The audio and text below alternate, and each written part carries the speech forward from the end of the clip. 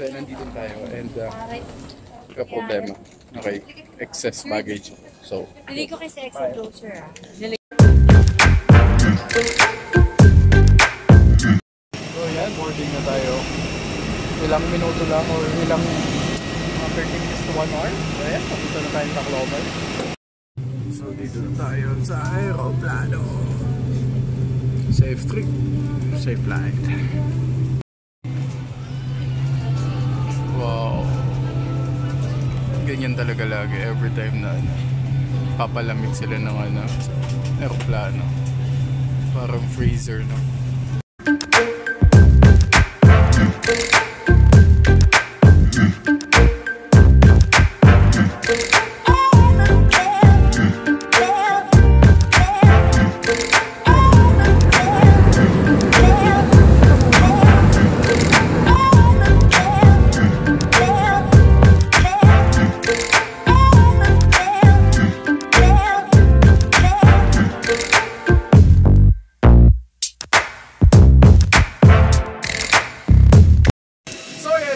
Sa Tacloban and isang oras pa para makapunta tayo sa lugar namin sa Yabong.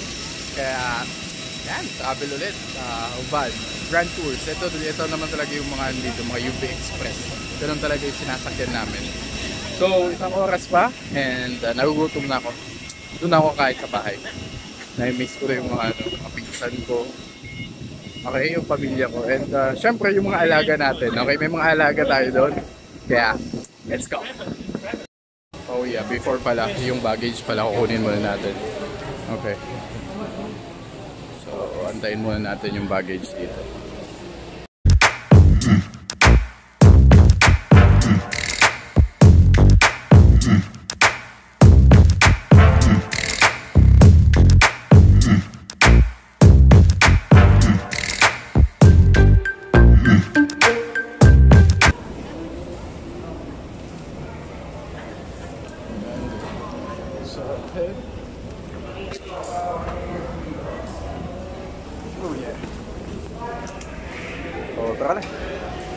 So, a piece of advice pag nandito kayo sa Tacloban. Okay, wag kayong kasi may mga jeep doon. Ayun, kung makikita nyo, may mga jeep doon. And same lang yan ng ino-offer ng iba, ng mga taxi. And parang 12 pesos lang ata yung pamasahe. Papunta doon sa Save More ba yun? Ay, hypermarket. Ganun. So, ayan yung jeep na sasakyan natin. And, tara na!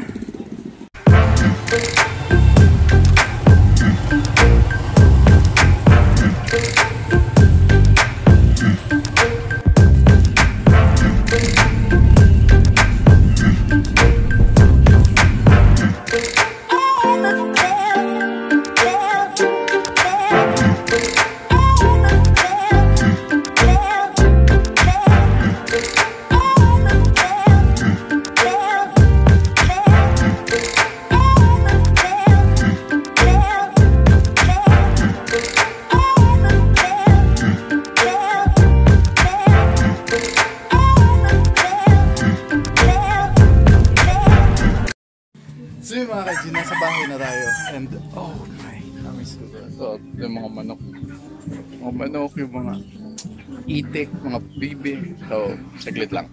Ito yung bahay namin and ito yung pinaka nag-iisang lumang-luma talaga. Ito yung pinaka lumang bahay dito sa Yabong. And yan, namiss ko din yung motor na to. So abangan nyo yung mga adventure na gagawin natin dyan. So mga karamay, nandito nga ako sa bahay yan, katapos ko lang kumain and may hinuhuli silang manok dito, ayan. Kasi wild na chicken daw, yun yung pula. Yun yung pula. Yun.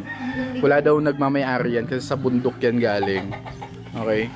Kasi malapit nga kami sa bundok. Yung, ayan o, dyan may parang bukid-bukid na yan sa taas. And, so yan, yung manok na yan, yung pula. Wild daw yan. Ang tawag nila dito ihalas daw. I don't know kung ano yun. Pero and may ginawa silang bitag doon. Ayun kung makikita niya.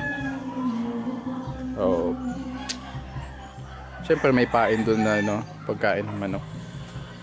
Try natin mahuli.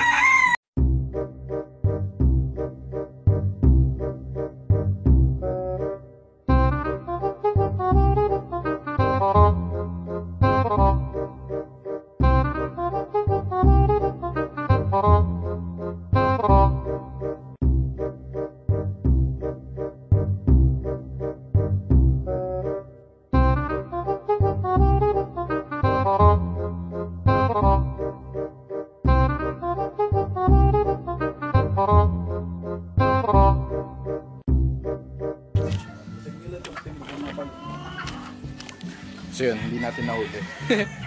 Pero mahuhuli yan one day. 3 araw na daw yan dito. So yan. Yan yung mga alaga nila dito. Yan. Mga manok.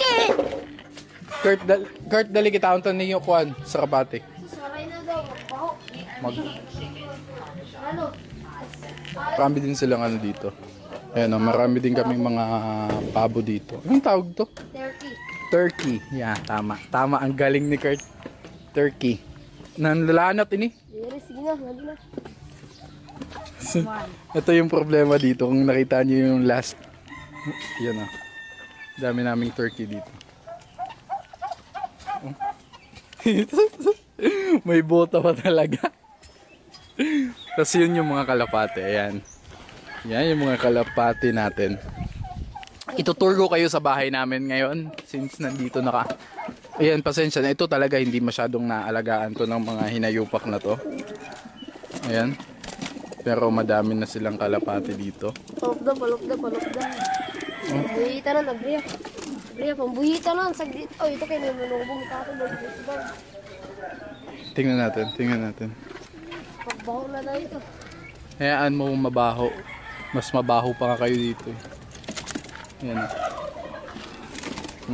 Kasi hindi nila nalilinisan to. Ang dami nilang andun dito. Hayop. Mga, ito, lalo na tong hayop na to. Ang laki ng hayop na to. Yung siya yung maliit na terbi. Oh, ito yung mga ano, mga maliliit, mga ano pa, parang sisiw na turkey. Oh, yan na, galit na galit yan. Galit na galit yan. So, yan. Ito, tingnan nyo naman yung bahay namin, wasak-wasak na. Alam nyo kung bakit hindi yan pinapaayos? Kasi nang ano pa yan. Kasi ayaw ng lolo ko na ipaayos yan, na iba yung material. Gusto niya, yung ipapaayos daw, ganun ulit yung mga material. Pero what the hell naman talaga? Tingnan nyo naman yung mga material na yan. Tingnan nyo naman yan. Mga yakal yan. Nay, tingnan mo naman ang hihina ng mga kalapating to. Oh, tingnan nyo, sira-sira na yan. Sa taas kasi wala na talagang pumupunta sa taas. More on sa baba na lang kami.